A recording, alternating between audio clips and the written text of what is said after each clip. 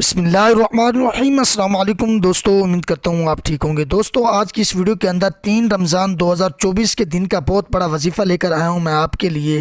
آپ نے اور بھی وظیفے کیے ہوں گے لیکن یہ وظیفہ آپ پہلی مرتبہ کریں گے، اور اس وظیفے کو آپ نے اکثریت ختم کے اندر بھی آپ نے اس کو استعمال کیا ہوگا۔ اس کے علاوہ آپ نے جو ہے کسی کی مغفرت کی دعا کے لیے یا کسی کی بھلائی کے لیے اگر آپ دعا کرتے ہیں تو آپ نے اس وظیفے کو اس میں بھی آپ نے اکثریت طور پر استعمال کیا ہوگا۔ ایسا وظیفہ آپ کو بتانے جا رہا ہوں۔ اس سے پہلے آپ سب سے ریکویسٹ ہے کہ جو میرے چینل کے اوپر نیوز آتی ہے میرے چینل کو سبسکرائب کریں، ساتھ میں بیل کے آئیکن کو دبا دیں تاکہ بعد میں جو بھی ویڈیو آپ تک بآسانی پہنچ جائے۔ دوستو جیسے کہ آپ کو معلوم ہے کہ رمضان شریف کا ماہ شروع ہو چکا ہے۔ حفاظات جو ہیں وہ قرآن پاک کی تلاوت کرتے ہیں اور جو تراویح پڑھاتے ہیں، تو میں آپ کو بتاتا چلوں پہلے جو 10 روزے ہیں وہ رحمت کے ہیں۔ اللہ تعالیٰ کی ذات ان 10 روزوں کے اندر اپنی رحمت کو پھیلا دیتی ہے، رحمت کے دامن کو پھیلا دیتی ہے۔ جتنے سے بڑا بھی گناہ گار ہو، کوئی بھی گناہ گار ہو، اگر اللہ تعالیٰ سے رحمت کی طلب کرے تو اللہ تعالیٰ کی ذات ان 10 روزوں کے اندر جو ہے اس پر رحمت ہی کرتی ہے۔ یعنی ایک روزے سے لے کر 10 روزوں تک اللہ تعالیٰ کی رحمت جوش میں ہوتی ہے۔ جو انسان جو دعا مانگتا ہے اللہ تعالیٰ کی ذات قبول فرماتی ہے۔ تو آپ کو صرف اور صرف کیا کرنا ہوگا، 4 صورتیں آپ نے پڑھنی ہیں جو کہ آپ خاتمے میں بھی پڑھتے ہیں، اور اکثریت تعزیت کے لیے جب جاتا ہے بیمار یعنی فوتگی کے پر یعنی کلخانی کے اوپر جب انسان جاتا ہے تو اس پر بھی ان 4 صورتوں کا جو ہے وہ زیادہ استعمال کیا جاتا ہے۔ تو آپ نے کرنا ہے کہ آپ نے سب سے پہلے کر لینا ہے وضو۔ وضو کرنے کے بعد آپ نے کیا کرنا ہے، آپ نے ایک تسبیح کو لے لینا ہے اور ایک جگہ جو ہے وہ آپ نے مقرر کر لینی ہے، ایک جگہ کا انتخاب کر لینا ہے جہاں پر آپ بیٹھ کر اس عمل کو کریں گے۔ اس سے پہلے آپ نے چند چیزیں ایسی ہیں جن سے آپ نے پرہیز کرنا ہے۔ آپ نے تنہائی کا اختیار کرنا ہے اور آپ کے پاس کوئی بھی بندہ موجود نہ ہو۔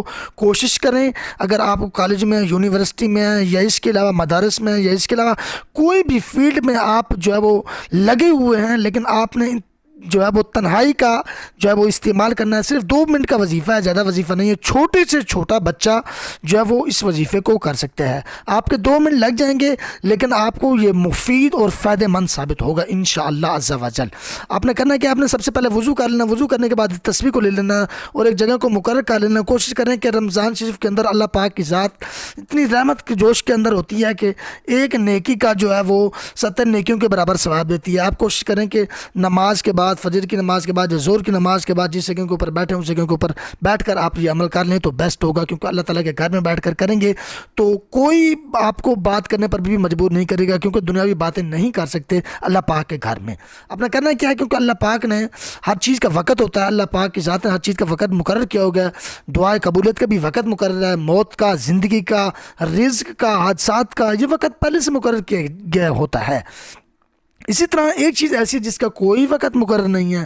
اللہ پاک کی ذات فرماتی ہے کہ جب چاہو، جس جگہ پر چاہو آپ مجھ سے مانگ سکتے ہو، وہ ہے دعا۔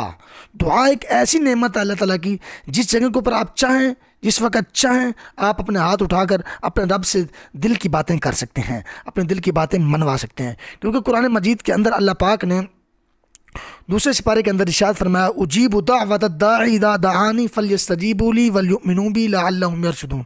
قرآن پاک کی آیت مبارکہ سورۃ بقرہ ہے، تو اس میں اللہ تعالیٰ کی ذات نے فرمایا کہ جس وقت تم چاہو دعا مانگ سکتے ہو، دعا کا کوئی وقت مقرر نہیں ہے، لیکن موت کا بھی وقت مقرر ہے، زندگی کا وقت مقرر ہے، رزق کا وقت مقرر ہے، آپ کو کہاں سے ملنا ہے، کس جگہ ملنا ہے اور کس وقت ملنا ہے، کتنا ملنا ہے، یہ تمام چیزیں پہلے سے ان کا انتخاب ہو چکا ہے۔ لیکن دعا ایک ایسی نعمت ہے اللہ پاک کی ذات نے اس کا کوئی وقت مقرر کیا ہی نہیں ہے۔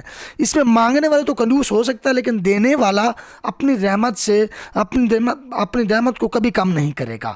مانگنے والا انسان ہوتا ہے، دینے والی اللہ کی ذات ہوتی ہے۔ تو بندہ تو کنجوسی کر سکتا ہے لیکن اللہ پاک تو کنجوسی سے پاک ہے۔ آپ نے کرنا ہے کیا، اپنے ان 4 صورتوں کو پڑھ لینا ہے۔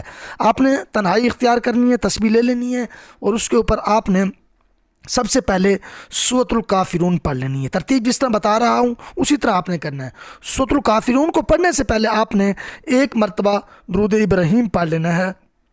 اس کے بعد آپ نے سورۃ الکافرون کو مکمل کمپلیٹ پڑھ لینا ہے 1 مرتبہ۔ اس کے بعد آپ نے کیا کرنا ہے، سورۃ الاخلاص کو یعنی سورۃ النصر اور سورۃ جو ہے وہ لہب کو چھوڑ کر، ان 2 جو درمیان میں صورتیں ان کو چھوڑ دینا ہے۔ سب سے پہلے آپ نے سورۃ الکافرون پڑھنی ہے، اس کے بعد 2 صورتیں جو اس کے آگے آتی ہیں اس کو چھوڑ کر آپ نے سورۃ الاخلاص کو بھی 1 مرتبہ پڑھ لینا ہے۔ اس کے بعد جب آپ سورۃ الاخلاص کو کمپلیٹ وقتی طور پر ایک مرتبہ پڑھ لیں. پھر اس کے بعد آپ نے جو ہے وہ سورۃ الفلق کو بھی ایک مرتبہ پڑھ لینا ہے. اس کے بعد آپ نے اینڈ میں لاسٹ میں جو ہے سورۃ الناس کو بھی ایک ہی مرتبہ پڑھ لینا ہے. اور جو درود اول میں پڑھا ہے وہ آخر میں پڑھ لینا ہے. صرف اور صرف ان تمام صورتوں کو، ان 4 صورتوں کو، سورۃ الکافرون کو، سورۃ الاخلاص کو، سورۃ الفلق کو، سورۃ الناس کو، یعنی جو ختم میں اکثریت پڑھی جاتی ہیں، ان کو صرف اور صرف آپ نے ایک مرتبہ پڑھنا ہے. لیکن سورۃ الاخلاص کو آپ نے 3 مرتبہ پڑھنا ہے. باقی تینوں صورتوں کو آپ نے ایک مرتبہ پڑھ لینا ہے. اور درود جو اول میں پڑھا ہے وہی آخر میں پڑھنا ہے، ایک ہی مرتبہ درود پڑھنا ہے. تو دوستوں امید کرتا ہوں آپ کو یہ میری چھوٹی سی ویڈیو پسند آ گئی. پسند آئی تو سبسکرائب کر دیجیے گا، بیل آئکن دبا دیجیے گا، شیئر کر دیجیے گا. اپنا بہت سارا خیال رکھے گا. ملتے ہیں آنے والی ویڈیو میں، تب تک کے لیے خدا حافظ.